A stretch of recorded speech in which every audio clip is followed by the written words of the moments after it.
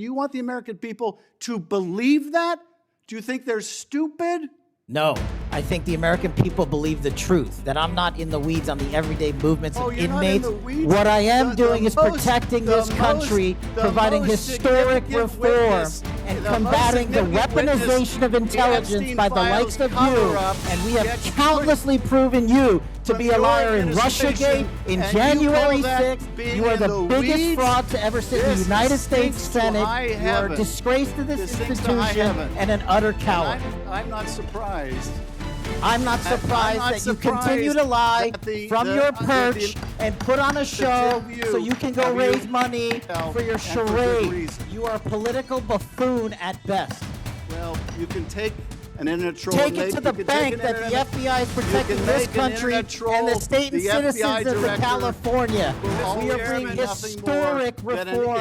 Point of order. But all you care about is a child sex predator that was prosecuted by a prior administration, and the Obama Justice Department and the Biden Justice Department did squat. And what did President Trump do? Bring new charges courageously. And what have we done? Chairman, you said I'm the most transparent FBI director in history. 33,000 pages of information to you. I challenge you to say anything credibly to the truth. Go ahead and run to the cameras where you want to go now. Before Senator Cruz, I kind of feel like Adam Schiff and Kash Patel are arch enemies. Why? Well, Adam Schiff was the one that was the driving legislative force behind Russiagate. Adam Schiff was the one that went on TV and said that there was credible evidence that Donald Trump was a compromised Russian agent. Then Kash Patel was the staffer for Devin Nunes, former prosecutor.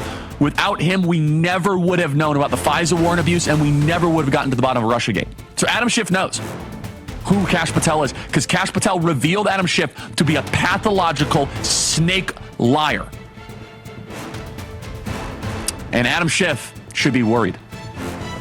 U.S. senators will not be exempt from this kind of racketeering operation. Play cut 262. This is someone we cannot trust. This is someone who lacks the character to do this job, someone who lacks the integrity to do this job, and no one is a bigger or more dangerous sycophant than Kash Patel. This political hack does not deserve to be in this building. Our Republican colleagues, intimidated by this president and threats of primary challenges from MAGA world, may vote to confirm him. But as my colleagues have said, they will have to live with that vote, be accountable for that vote. I mean, do you want to see why we're drawing 2,000 kids at a liberal campus? This is what they have. This is their team. You got Denang Dick Blumenthal. You got the retired professor, the beret man, Peter Welch, and you got Adam Schiff, who very well might be a criminal. Might be. Elon Musk responded to our tweet saying Adam Schiff is a criminal. He's done some very dark deeds. 20 of those individuals have been investigated or have had adverse actions. Director, considering that you have identified these people as, quote, government gangsters, will you recuse yourself from making any investigation decisions about these individuals? Anyone that has been terminated at the FBI has been done so. No, the question they failed to meet the muster in their constitutional obligation. I will work on the audio-visual capabilities. I'm going to borrow your terminology and call bullshit on your entire career in Congress. I'm reclaiming my time, it has been Director. a disgrace to the American people. I'm reclaiming my time. You can reclaim your time all you want. Mr. Chairman, you're going to allow a witness to speak, Mr. Chairman? Mr. Chairman, would you recuse yourself, the gentleman has no time. Mr. Chairman, would you admonish the witness not to insult members? Gentlemen. I said what I said. Homeland Security Secretary Kristi Noem posting these videos from ICE arrests in Elgin this morning, saying she's on the ground to make it clear the department isn't backing down. Noem writing, DHS took violent offenders on the streets with arrest for assault, DUI, and felony stalking. The scene waking up neighbors around 5 a.m. It was a military helicopter, and I woke him up and I said, something's going on. I seen a second helicopter kind of duck off to the side, so they were working in tandem. Monday in Elgin, ICE arrested Aldo Salazar Baena. He was convicted of murder in 2005 and just released from Stateville Correctional Center days ago. Illinois law prohibits prison officials from honoring ICE detainer requests. Grown men, so they knew that it was over. This man witnessed an ICE operation in Chicago's Chatham neighborhood today. He says agents targeted day laborers outside Home Depot, and at least one was hurt as they tried to get away from ICE. Another military helicopter spotted. Go after the bad guys. Go after the gangbangers. Go after the killers. These guys are just trying to work. What? Bro, what are you talking about, man? Flashback. Monday in Elgin, ICE arrested Aldo Salazar Baena. He was convicted of murder in 2005 and just released from Stateville Correctional Center days ago. What? Feds in New York say 500,000 migrants have already been deported, and the state's schools and shelters are turning into crime scenes and ghost towns overnight. How does it feel? You feel good? I hope you feel good. I hope you'll sleep really well tonight. You better start packing now. First time since the 1960s, more immigrants are leaving the U.S. than entering. Federal officers arrested more than 130 people in a Lower Manhattan immigration courthouse building. And if that sounds explosive, wait until you see what happens when high schools are turned into midnight migrant camps, and how those same classrooms became the stage for ICE's most controversial arrests yet. Federal agents say it's the largest deportation wave in modern American history. 500,000 migrants forced out, and New York is ground zero. ICE vans are rolling through neighborhoods, courthouses, and even schools. Trump's people are making their message clearer than ever. As a guy who spent 34 years deporting illegal aliens, I got a message to the millions of illegal aliens that Joe Biden's releasing our country in violation of federal law. You better start packing now. The shock isn't just in the numbers, but in where the raids are happening. Some students are getting arrested in the courthouse, at visa hearings, and other teens are getting dragged right out of schools and shelters. Their families will say this statement makes no sense. We promised in the beginning that we were going to go after the worst of the worst. You're looking at it. But it depends where you're looking from. The Trump administration calls it law and order. Critics call it chaos. At the Row NYC Hotel, once billed as a temporary shelter, rooms were raided and locked. Inside, staff say they'd been watching the same faces for 3 years. What you saw, what you and what other workers have seen, were they very respectful of the hotel accommodation? Well, what we saw was a lot of people who were entitled and ungrateful. And I mean, can you blame the migrants when the city of New York is giving them everything? In other words, temporary shelters became permanent free-for-all housing. Now they're being shuttered one by one, with federal buses waiting outside.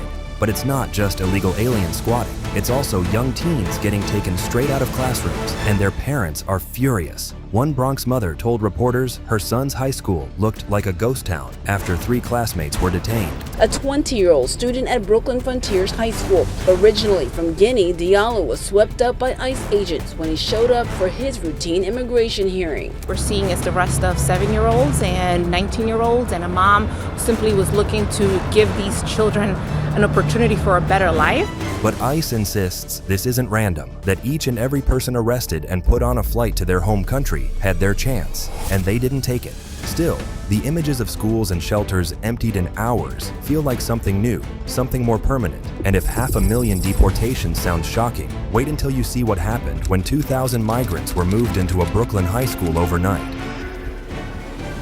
On a freezing Tuesday morning, New Yorkers woke to find one of the city's largest high schools turned into a migrant shelter overnight. James Madison High in Brooklyn was cleared of students, so 2,000 people, including 500 families, could move in during a winter storm. City officials are evacuating nearly 2,000 migrants from a controversial city shelter at Brooklyn's Floyd Bennett Field over safety concerns and the incoming storm. Nearly 2,000 migrants are set to relocate Tuesday from the Floyd Bennett Field shelter to here, the James Madison High School in Midwood. As you can imagine, some parents were really angry about it. Students were sent home to log onto laptops while strangers filled their classrooms. How does it feel? You feel good? I hope you feel good. I hope you'll sleep really well tonight. It's inexcusable to do this to the students of New York City high schools. Mr. Mayor, you knew this was going to happen. City officials claimed the move was about safety, fearing flooding at the original shelter site. But critics said the administration had months of warnings and ignored them. That's where Trump moved in. By dawn the next day, ICE vans were spotted outside the school. At least a dozen arrests followed, including parents with children enrolled at Madison. And while the city scrambled to justify itself, the high school crisis was just the beginning, because if classrooms could be emptied overnight, what happened when police stormed the largest migrant tent city in America? Randall's Island was supposed to be temporary housing. Instead, it became a fortress for gangs, at least until the NYPD and ICE descended. In one massive sweep, 3,000 migrants were forced out into the cold, while canines and riot squads searched every cot and bag.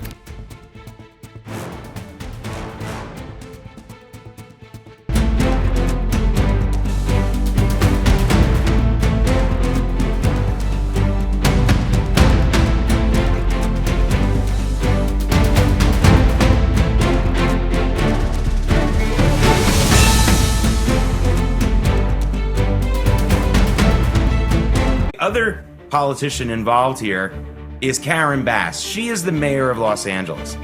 Now, I don't want to get on people's backgrounds for things they did in their far and long past.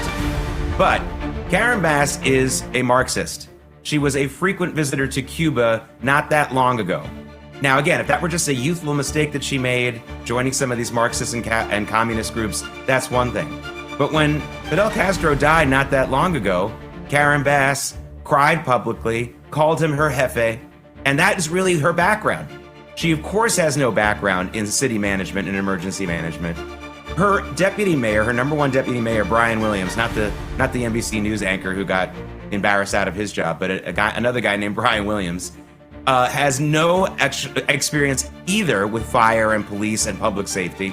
He's also been arrested recently for calling in a phony bomb threat to the city. This is the man who was in charge of the fire departments and things like that. Well, he was the person in the mayor's office who oversaw that. Now, Bass and her fire chief had words during the last week about whether or not the preparations were good enough. So I think we have Kevin Smith back right now. Hey, Kevin, can you hear me? Great. Kevin, listen, we were just talking about Karen Bass. We talked about Gavin Newsom. Karen Bass, the mayor of LA, who had no experience. Kevin, I just want to ask you, and thanks for joining us, by the way. I just want to ask you, if the people of California and Los Angeles specifically do not rise up and replace their leaders after this, is there any hope for California? You know, I don't think there is. And it's so wild when you think about somebody like Karen Bass, because when you're a member of Congress, when you're one of 435 and you don't show up to work or you're completely incompetent, nobody notices because you're just a cog in the machine. But when you're a leader, when you're a governor, when you're a supervisor, a mayor, a president, a CEO, when you're at the top and you screw up, people notice. We've been called Nazis, Hitler, terrorists, fascists, and at some point, Democrats are going to have to take responsibility. And Ilhan, we can start with Ilhan Omar. Should that happen, should she be stripped of her committee assignments? Well, sure, because she's not protected from the consequences of her own actions. In fact, Democrats did this exact thing to Marjorie Taylor Greene over comments that she made before she was even elected to office. They stripped her of her committee assignments and they censored her. And so that is exactly what should happen to Representative Ilhan Omar here. And quite frankly, if a vote is taken, I would hope that congressional Democrats would join Republicans in voting for that censure and voting to strip her of those committee assignments. Because they have an opportunity here to prove Republicans wrong, to prove conservatives wrong, and to show that they are not beholden to the radical left, which is currently grave dancing on the grave of a 31-year-old father. Their inability to do so right now is simply proving all of the concerns about the Democratic Party in the current state of its radicalism correct.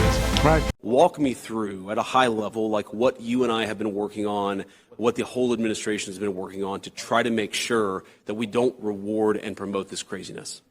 Yes, so it's an excellent question. I said this before, and but it bears repeating. The last message that Charlie sent me was, I think it was just the day before we lost him, which is that we need to have an organized strategy to go after the left-wing organizations that are promoting violence in this country. And I will write those words onto my heart and I will carry them out. If people ask me, what emotions I'm feeling right now, this is something people say, you kind of know the answer. There's incredible sadness, but there's incredible anger. And the thing about anger is that unfocused anger or blind rage is not a productive emotion. Right. But focused anger, righteous anger, directed for a just cause is one of the most important agents of change in human history. Probably showed that. Amen. And we are going to channel all of the anger that we have over the organized campaign that led to this assassination to uproot and dismantle these terrorist networks. So let me explain a little bit what that means. So, We've got 30 seconds, so be quick, Stephen. The organized doxing campaigns, the organized riots, the organized street violence, the organized campaigns of dehumanization, vilification, posting people's addresses, combining that with messaging that's designed to trigger and incite violence, and the actual organized cells that carry out and facilitate the violence, it is a vast domestic terror movement. And with God as my witness, we are going to use every resource we have at the Department of Justice, Homeland Security, and throughout this government to identify, disrupt, dismantle, and destroy these networks and make America safe again for the American people. It will happen, and we will do it in Charlie's next. Descriptions on the 3 unfired casings read, "Hey fascist!" ! Catch! ! Do you think Donald Trump is a fascist? Yes, I do. No one has ever been more dangerous to this country than Donald Trump, and he is a fascist to his core. Hey, let me shut down the city! We are at war! We're at a war right now. We are at war. So you have to be willing to do whatever is necessary in order to save the country. And that's why the gloves are off. Donald Trump and the MAGA Republicans represent an extremism that threatens the very foundations of our republic. And yes, there are many threats to democracy. We see it with these extreme candidates. I just don't even know why there aren't uprisings all over the country, and maybe there will be. You can only push people so far, and then they start to take matters into their own hands. What the American public want is for us to bring actual weapons to this bar fight. This is an actual fight. You know, this is literally call to arms. The MAGA movement is a threat. But Michelle says that, when they go low, we go high. No. With all due respect, if they go low, we don't go high. When they go low, we kick them. We take them to the mud and choke them out. And make sure that they stay down. And you know what? Kick them when they're down, because they deserve it. Get up in the face of some Congress people. We are going to be in your face. We are going to be on your... We have to fight this in the streets. We're going to fight it in the streets. It's time to step out of your comfort zone and step out into the streets. To our Republican colleagues, if you do not see the light, we will bring the fire. Resist! You and your little friend off of Twitter. Y'all about to find out. And if you see anybody from that cabinet in a restaurant, in a department store, at a gasoline station, you get out and you create a crowd. And you push back on them. And you tell them they're not welcome anymore, anywhere. He's not going to have a third term. He may not finish this term. Yes, the last few days you woke up thinking there might be news. Just saying. There will be news sometime. Just so you know, there will be news. When did you accept Christ? 5th grade at Christian Heritage Academy. What happened? I remember. I heard a hot gospel, and I heard what happens if you don't give your life to Jesus. And it's very important that when we share the gospel, the modern gospel is God has this beautiful, amazing, wonderful life for you, and if you give your life to Christ, your life will infinitely improve. That is somewhat true, but it's very misleading, because you're basically trying to sell people on Christianity of a life without difficulty, where the better way to teach the gospel is, here's the 10 Commandments. How many of these are you violating? Oh, you deserve to go to hell. And you probably will, unless you give your life to Christ. That is the proper way to evangelize. And so I realized the stakes. In 5th grade, I was like, oh my goodness, I'm a sinner, I'm selfish, I'm broken, and only thanks to Jesus' perfect sacrifice, coming and living a perfect life, that I get something I do not earn, but has been given to me, this free gift of eternity. I want to be remembered for courage for my faith. That would be the most important thing. Most important thing is my faith in my life.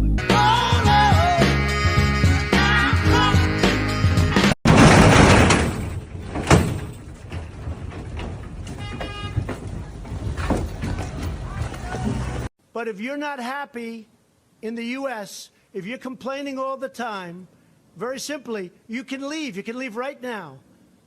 Come back if you want. Don't come back. It's okay too. But if you're not happy, you can leave.